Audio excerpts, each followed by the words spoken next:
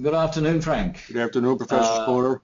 We're meeting now at the end of the first week of the new regime, the new presidency.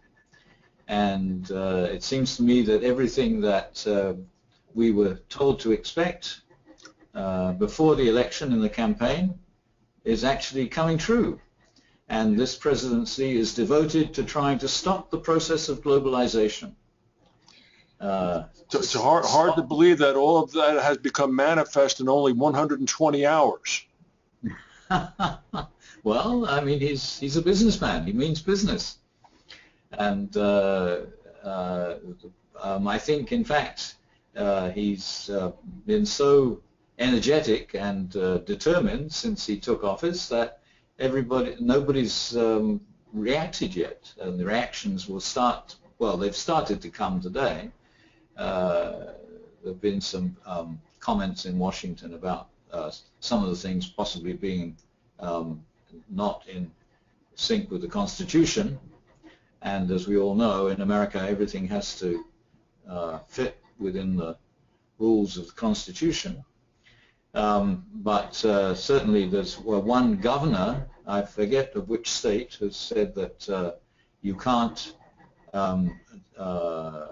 tell people of a particular religion that they can't come to the United States because of what it says in the Constitution about freedom of religion. So the resistance, I think, will begin to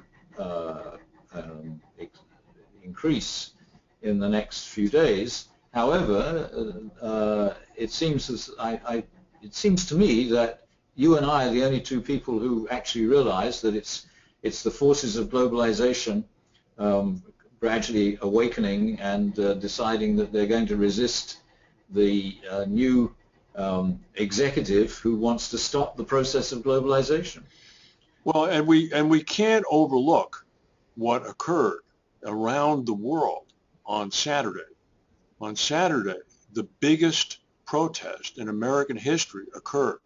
In the United States alone, 3.5 million people, mainly women, marched throughout the country. Now, I dare say that whoever has been orchestrating the events at the White House has been masterful in pushing the news of the Saturday march into being a one-day story. By Monday morning, it was no longer on the front page, and it's almost been forgotten. But everybody who was marching, which was a much greater number than the number that actually appeared at the inauguration, were marching against particular things that the candidate had said during the campaign, without realizing that they were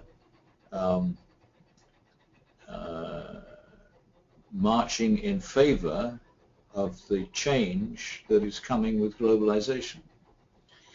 And the forces of resistance to change, which are significant everywhere, I think, and have a lot to do with the various things that have happened over the past year, haven't really linked up with the new regime yet, it seems to me. People are thinking in terms of their own interests rather than in terms of a larger context. And the press, of course, the media are hopeless. They don't understand anything, I don't think. They seem to be very easily distracted. Yeah. And I am concerned, as it seems to me, and I know the last time we spoke, I hoped that the Trump administration really represented the tail end of the comet as it proceeds back out of the solar system. But between Trump, between Marie Le Pen, between Brexit, between the upcoming vote in Italy, between the problems Merkel is going to face, I mean, I'm just wondering what's going to happen. I mean, and then the most interesting thing I saw in the past week were comments from that high-ranking defector from North Korea who said that Kim Jong-Un's time in office is super limited because he can't possibly control the flow of information coming into the kingdom. And that's his most worrisome problem. And I looked at that and I was like, my goodness. I mean, of course, that's the way it's supposed to work. But it seems that what's happening in the Western democracies is that this avalanche of information is coming in, and people are seizing on inaccurate information, alternative facts, things that are not real, and making of them what they wish to make of them. That's very interesting, and I'm glad you made that connection, because I think that it was the flow of information that had a lot to do with the end of the Soviet Union, and one wonders whether the flow of information will affect the political process in China. But North Korea is an extremely interesting test of that idea. Well, in the Soviet Union, I mean, those samizdat scholars who were transcribing individual books onto various pieces of loose leaf, because I mean, owning a copying machine or Xerox machine in Russia was punishable by execution for exactly that reason. And you're right. I mean, the flow of information has terrible consequences for an authoritarian regime. But I guess what I'm positing is that even in democratically elected regimes, such as the United States, such as the United Kingdom, such as France, the flow of information is such that there aren't any filters on it, and people seemingly are able to select what they wish to select, to believe, to use as premises for their belief systems. Yes, and things are beginning to happen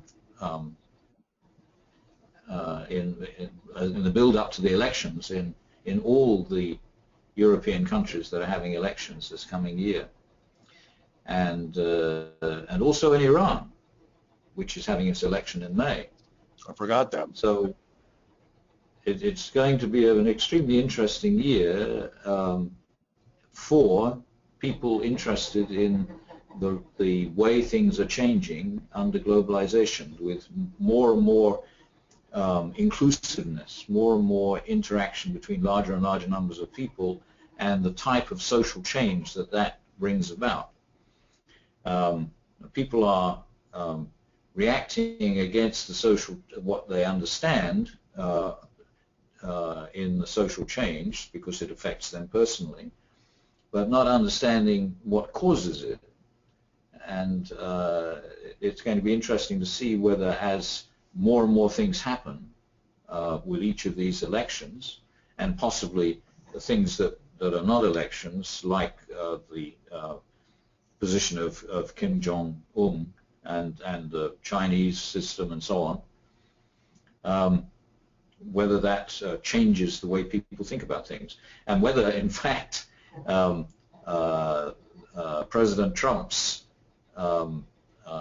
interests in the conflict with China's interests will have any effect on what goes on in China. Because it's difficult to see what the American government can do to stop the Chinese doing what they want to do without starting a war, which obviously neither side wants to start. So you raised an interesting point.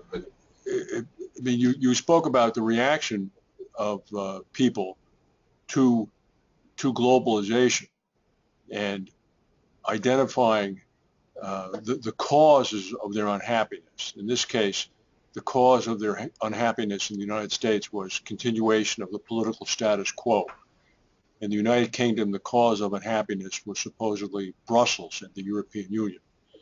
Right? But yet, I suspect that the realization that, in fact, the cause of their unhappiness, if you will, and I hate to use such a metaphysical term, is this increasing globalization. That may be something that's not understood. Yeah, and what makes it difficult for people to understand is that it has to do with how the way people understand each other changes with the number of people who are in interaction with each other. And that's a purely social variable which is not really doesn't really get any attention even from social scientists, and of course not very many people pay much attention to what social scientists do anyway. Mm-hmm. So this is the driver of everything that's changing, and makes it very difficult for us to understand what scenarios might be in the offing, because we don't really understand how we got to where we are now. So the people who voted for Trump, and there were a number of anecdotes in the New York Times and the Washington Post since the inauguration of people who had come in from the hinterlands, from Kentucky and very rural areas, drove to Washington, D.C. with their families, and they told their life stories. And they were from very, very tiny and small communities, very small bonded community groups, church groups, very, very honest, decent people. But you could tell that the limits of their interactions were fairly circumscribed. And that kind of penetration by globalization, other than, say, from the television or other means, was much more limited than what people in urban areas have. And we've talked about that in the past. But I don't understand how in a country as large as the United States, or even for that matter, a country as large as Britain, it comes back to the old discussion we always have between urban versus rural. All right, I mean, how you can somehow meld those two viewpoints together. They may not be meant to be melded together. Well, I mean, the reason that America is less, what should I say, is not as advanced on the path to globalization as Europe is that so much of America is sparsely populated. Mm-hmm. And the cities are not evenly distributed through the country, whereas in England the villages are picturesque tourist sites. Yes. and the southeast quadrant of England is one large urban area. Mm-hmm. In China, which was completely unintegrated before Mao, Mao, with his Cultural Revolution, helped to integrate it at an enormous rate, very quickly, in 10 years, but not completely. But now the rate of urbanization has increased, so that China will very soon be a 1.4 billion population that is all integrated as a national society. It's strange that India hasn't achieved that, because India is the same population in a much smaller area. But somehow the history of the social organization of India has kept people in small groups, even though they're very close to other small groups. Mm-hmm. Mm-hmm. And I don't know how long it's going to take for India to change.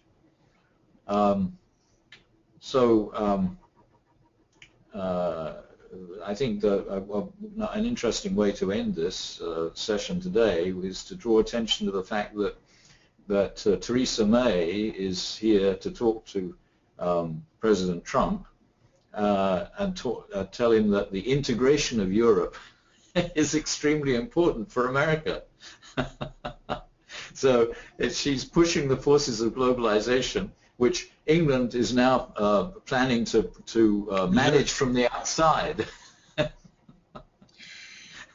I wonder if President Trump will understand the concept of globalization. Well, I don't think he does at the moment, anyway, because everything he's trying to do, even though it looks as though it's in America's interests to begin with, is in fact it's in conflict with the actual process of globalization. So we'll wait and see, and I'm sure we'll have more to talk about next week. If things keep moving at this pace, I'm certain that we shall. All right, Brian, thank you very much. It's going to speed up. All right, that's true.